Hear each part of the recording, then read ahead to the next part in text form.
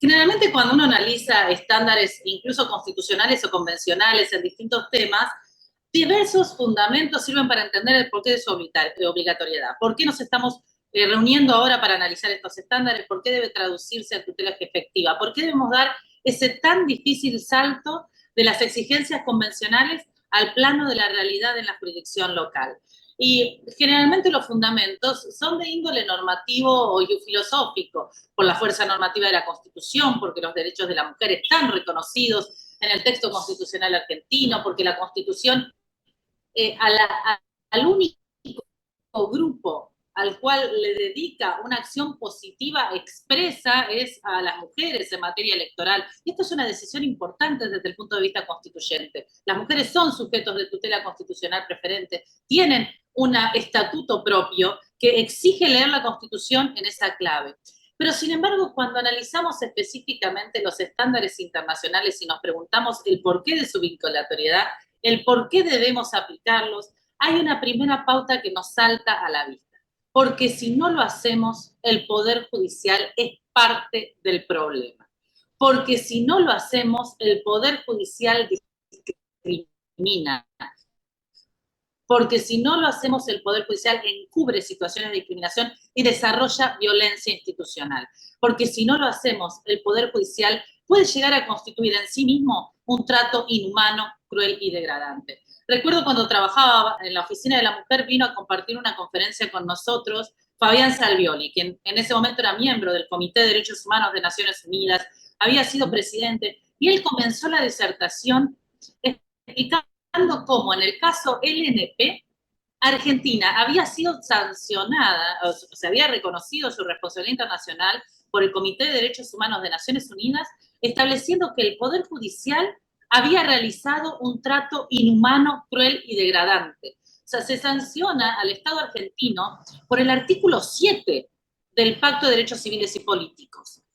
Trato inhumano, cruel y degradante, tortura, por la forma en que había tratado a la niña LNP frente al caso de violencia sexual que había sufrido, una niña de una comunidad originaria, de escasos recursos, de un pueblo remoto, que había recibido por parte tanto de las autoridades sanitarias, previsionales, como del Poder Judicial, un trato cruel, inhumano y degradante. El Poder Judicial, si no aplica los estándares internacionales en materia de derechos de las mujeres, no solo revictimiza, sino que tortura, sino que genera trato cruel, inhumano y degradante. Y lo tomo ahora con una nueva jurisprudencia más reciente, que si bien se nutre, por supuesto, de María da Peña y de todo un conjunto de fallos que fueron, y de decisiones que fueron progresivamente nutriendo esta línea, es decir, que la no reacción del Poder Judicial frente a casos de violencia contra la mujer con los estándares internacionales de violencia contra la mujer, la omisión de la aplicación de esos estándares, no solo es discriminación, sino que puede ser o constituir violencia per se, perdón. Fíjese esta frase, yo lo tomé de Espinosa González versus Perú, pero podemos tomarlo una gran cantidad de decisiones, donde la Corte Interamericana señala la ineficacia judicial frente a casos individuales de violencia contra las mujeres propicia un ambiente de impunidad que facilita y promueve la repetición de hechos de violencia en general y envía un mensaje según el cual la violencia contra las mujeres puede ser tolerada y aceptada, lo que favorece a su perpetuación y acrecenta el fenómeno, el sentimiento y la sensación de inseguridad de las mujeres, así como una persistencia de desconfianza de estas en el sistema de administración y de justicia. Esa ineficacia o esa indiferencia constituye en sí misma discriminación contra la mujer en el acceso a justicia. Y por ello es imprescindible, aquí lo hace específicamente en torno a que cuando existen indicios o sospechas de violencia de género, es necesario abarcar esa línea de investigación. Pero el ethos de la decisión es, por eso cuando nos enfrentamos a casos de violencia contra la mujer, si el Poder Judicial no quiere constituir en sí mismo un acto de violencia contra la mujer, tiene que aplicar los estándares internacionales de derechos de las mujeres. Pero encontramos una falencia, un conflicto muy marcado, una crisis de efectividad. En el caso de la violencia contra mujer, está muy marcada esta realidad que se da en muchísimos planos jurídicos, que es este exceso normológico, esta estas normas tan generosas que se contraponen a una realidad plagada de violencia, plagada de discriminación, plagada de frustración. Este exceso normológico frente a esta falencia fáctica. Y en realidad el problema es que los estándares internacionales de derechos de las mujeres se encuentran un obstáculo marcado en su efectividad, un obstáculo marcado en su logro de concreción, en la existencia de discriminación interseccional y estructural, en una cultura de la discriminación que está presente en todas nuestras sociedades y que también está presente en muchos aspectos de nuestra academia, nuestros poderes de gobierno y también del Poder Judicial, en las grandes tomas de decisiones y también del Poder Judicial. Por eso es imprescindible, para lograr una efectiva vigencia de los estándares internacionales de derechos de las mujeres, reflexionar cómo esa cultura de la discriminación, esa discriminación estructural, está también incita en los lugares de decisión y también permanentemente reflexionar de cómo impacta en el accionar del Poder Judicial, tanto en el tratamiento de la víctima en sí que estemos refiriendo, como de la afectación estructural de los derechos de las mujeres. Y para eso podemos partir de un ejemplo concreto que tiene cara, que tiene apellido, que es el caso de Mirta Cisneros. Todas recordamos el famoso caso Cisneros, ese caso que tiene su origen en Salta, pero podría haber tenido origen en tantas localidades, no solamente de Argentina, sino de toda Latinoamérica. Mirta Cisneros quería ejercer un derecho, como podría ser tantos. Ella quería manejar transporte público de pasajeros, podría ser el derecho a la educación, el derecho a trabajar, el derecho a verse representada en los estamentos de elección popular. Entonces ella cumple los requisitos, pero se encuentra permanentemente con una pared, con una barrera. Inicia una pretensión judicial solicitando la contrate a alguna de las 3 empresas de transporte público de Salta. Ella tenía todos los requisitos. Y paralelamente una ONG, una organización de la sociedad civil muy bien fundada, inicia una pretensión colectiva para que se establezca una acción positiva, un cupo. La primera vez ella se enfrenta a estándares probatorios no muy adecuados, después ya vamos a ver cómo se desarrollaron. Finalmente el caso llega a la Corte Argentina, la Corte dicta un leading case que establece la prueba indiciaria en materia de discriminación contra la mujer, el caso Cisneros, vuelve el caso, el proceso a la Corte salteña y finalmente la Corte acoge la demanda, exige a la empresa de transporte públicos de pasajeros que contrate a Mirta y de esa manera Mirta es contratada.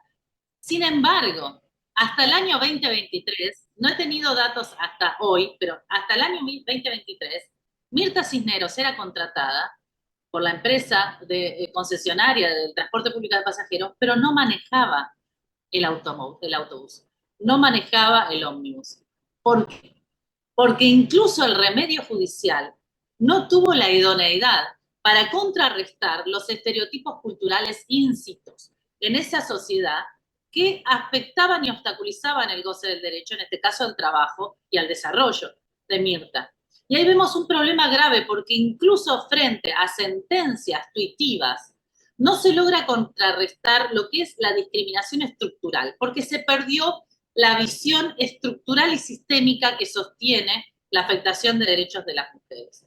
Entonces, a mí me gustaría empezar la disertación de hoy analizando justamente qué se entiende por discriminación estructural y cuándo estamos frente a una discriminación estructural, para después trabajar cada uno de los estándares y ver cómo esto puede ser entendido en un complejo escenario de discriminación estructural y afectación estructural de derechos. Porque si no, lo que vamos a hacer es seguir intentando, lo cual está muy bien, tutelar el derecho de Mirta, tutelar el derecho de cada víctima. Pero lo que no vamos a poder es revertir esa situación estructural que multiplica la violación de derechos y que genera que, en muchísimos casos, no se llegue a una efectiva tutela, en la gran cantidad de casos. Esas decisiones frustradas, acumuladas, que no logran llegar a esa efectiva tutela, es algo que nos debe conmover y debemos reflexionar en ese sentido. ¿Y de qué hablamos cuando hablamos de una violación estructural de derechos? Claro, cuando pensamos una estructuralidad, pensamos algo sistemático, pensamos algo generalizado, o sea, lo estructural no es individual, es algo que se extiende, es algo que se sostiene y se mantiene, pero ¿Qué es lo que sostiene y mantiene a una estructura? Bueno, el primer jurista que se preocupó de esto, se preocupó por lo que era sobre todo la discriminación racial en Estados Unidos, Lon Fuller, y él hablaba de que cuando estamos ante una violación estructural de derechos, lo que tenemos justamente es una repetición de patrones. Para que hablemos de estructura, una casa, un árbol, un panal de abejas, tenemos que tener repetición de patrones. Cuando esos patrones se repiten, se cristalizan, la estructura se mantiene. Leon Fuller daba la imagen de la tela de araña y dice que la telaraña dice que ahí encontramos un ejemplo claro porque es una estructura pluricausal, múltiples causas que sostienen esa violación, no es una sola causa, son múltiples, policéntricas, ¿por qué? Porque la fuerza que sostiene no es una sola, son múltiples causas que sostienen esa situación estructural que se afectan entre sí. Por eso da la imagen de telaraña. Algunos autores hablan de la red de pescadores, otros hablan del puente colgante. No podemos encontrar una sola causa de la violación de los derechos de las mujeres. Son múltiples causas que se interrelacionan entre sí y se sostienen, pero además son múltiples causas que se sostienen a través de patrones. Podemos tomar también el ejemplo de una pared de ladrillos. Lo que vuelve fuerte a la pared de ladrillos es como todos esos ladrillos están unidos entre sí. Cada ladrillo sostiene al otro y entre sí forman patrones que generan mayor fuerza al multiplicarse los puntos de tensión y de esa manera lo sostienen. Para lograr la efectiva tutela de derechos de las mujeres debemos derribar esa pared. Pero ¿cómo está compuesta esa pared? Y ahí encontramos. Fíjense, yo traje aquí algunos, no todos, algunos de los pequeños, estoy diciendo pequeños de manera simbólica, de aquellos estereotipos culturales, de aquellas prácticas que se repiten no solamente en México o en distintos países de Europa del Este. Yo traje distintos fallos, tenemos María de Peña, Campo Algodonero, fallos del Tribunal Europeo, decisiones del Comité CEDAW. Cada uno de esos estereotipos culturales discriminatorios, los que traje todos fueron identificados por organismos internacionales como violadores de estándar, hacen que esa pared se sostenga con más fuerza y hacen que esa pared haya sido durante siglos, a pesar de CEDAW, a pesar de Belén do Pará, a pesar del accionar de las oficinas de la mujer de Argentina, de las provincias, de la ciudad autónoma y del exterior, a pesar de ello, se sigan repitiendo. Y uno ve el patrón cuando uno lee las preguntas que le hicieron a las víctimas de femicidio, a las familias de las víctimas de femicidio, en Ciudad de Juárez. ¿Se habrá ido con el novio? Es un patrón que lo podemos encontrar en tantas preguntas, en tantos lugares. ¿Cómo estaba vestida? ¿Cuál era su conducta sexual previa? Otros patrones. Las mujeres son fabuladoras. La violencia solo le pasa a las mujeres cultas. Bueno, aquí tienen en esta pared gran cantidad de estereotipos. La mujer debe dedicarse a determinadas tareas de cuidado, la violencia en el ámbito intrafamiliar es el ámbito privado, si no hay secuelas físicas no hay violencia. Todos estos prejuicios o preconceptos o estereotipos culturales se repiten como patrones en distintas sociedades a lo largo del continente y también, por supuesto, desde el globo, y van construyendo estas redes sistemáticas que sostienen. Esto es estructuralidad. Si no podemos desarticular todos estos estereotipos, lo que vamos a conseguir son tutelas parciales, valiosas, por supuesto, especialmente para la víctima, por supuesto, muchas simbólicas, por supuesto, pero insuficientes. Yo aquí traje todos estándares, distintos estándares del comité, de la corte, etcétera, pero hay uno que a mí me conmueve mucho, y es un estándar que se usó en la Corte Suprema estadounidense con respecto al racismo, donde dicen, si existe eso en la realidad, el derecho no puede hacer nada. Lo dicen en un caso sobre racismo contra personas afroamericanas, pero se repitió recientemente en los casos sobre cuotas en Estados Unidos creo que fue el año pasado. Fíjense cómo sigue presente esta imagen. Si hay violencia, si hay discriminación en la realidad, el derecho no puede hacer nada. Bueno, realmente no podemos aceptar esa frase. Ese es el estereotipo más nocivo. Podemos hacer mucho. Como operadores desde nuestro lugar podemos hacer mucho. Y lo primero que podemos hacer, y eso la OM es maestra, y bueno, Gaby ha trabajado muchísimo en eso, reflexionar y desarticular los estereotipos que nosotros mismos sostenemos. Porque si no nos va a pasar como este pequeño insecto enredado en la telaraña, muere el sistema de tutela, enredado en la misma red de patrones que aumenta, consagra y perfecciona en el tiempo la violación de los derechos.